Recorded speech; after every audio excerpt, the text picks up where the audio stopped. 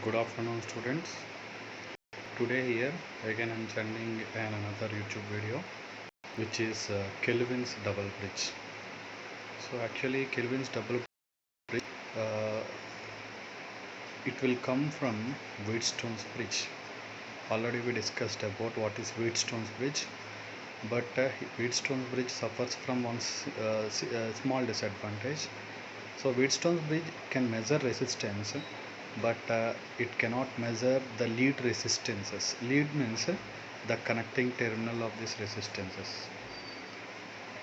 So here, to eliminate that disadvantage, we are going for this Kelvin's double bridge. Here Kelvin's double bridge is capable of measuring lead resistance and contact resistance. Hence it can measure very small values of resistances.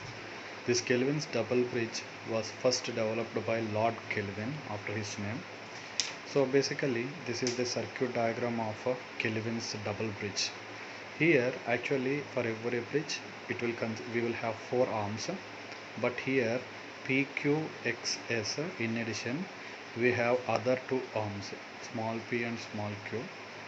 Here out of all this, small p, q, small p and small q are non-inductive resistances. Here X is the place, or X is the resistance where we have to find the resistance, and S is the standard known resistances. That means here we have to put the unknown resistance to be measured, and S indicates the standard known resistance, and this S should be of the same range of this unknown resistance.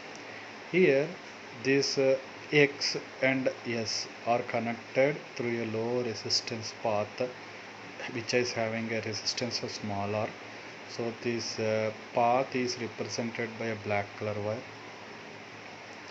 and here in this bridge circuit the main theory is that we have to make the ratios equal to get balanced. That means small p by capital P by Q should be equal to small p by small q. So this is P, this is Q, and this is small p and small q. So we have to make the ratio such that P by Q will be equal to small p by small q. So making that you will get the null reflection in this galvanometer. So here at the below of this circuit, here we will have a battery provided with an ammeter and the rheostat. So here by in this circuit diagram we have to circulate the rated current here by using this rheostat and the battery here. So to get balanced condition in the galvanometer, already we discussed here, the arms P and small p, Q and small q, the either of the arms, any one of the either arms should be varied. That means either you have to vary P and small p, or else you have to vary small q and capital Q in order to get the balanced condition.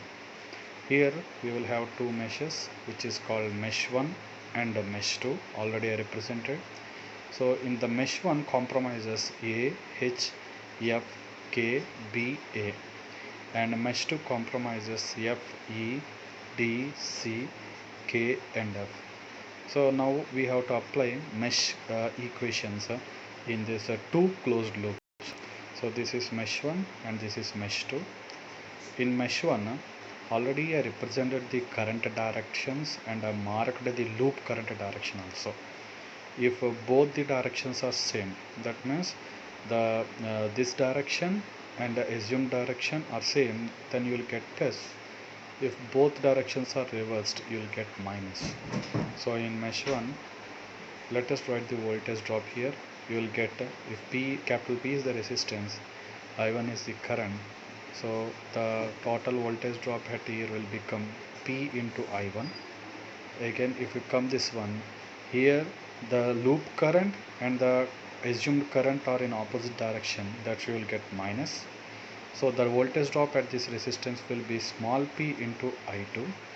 Again it will come here, here also the directions are in reverse direction, therefore the voltage drop will be X into I. you will get equal to 0. In the same way, if you write mesh equations in the mesh tool, you will get this equation. So out of this equation, you bring ix and I into s. So you got ix into I into s like this. Now call this is equation 1 and equation 2. Now you divide 1 by 2. If you divide 1 by 2, you will get this equation. So from this equation already we know we have to match balance using this equation. Capital P by capital Q will be equal to small p by small q. So to maintain that ratio, we can bring out as x equal to s into p by q.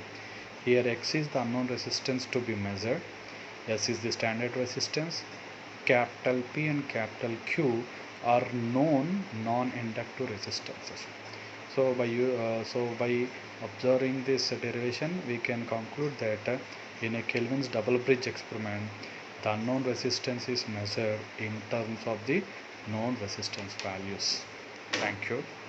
So in the next video, I will put the correction factor for the Kelvin's double bridge circuit.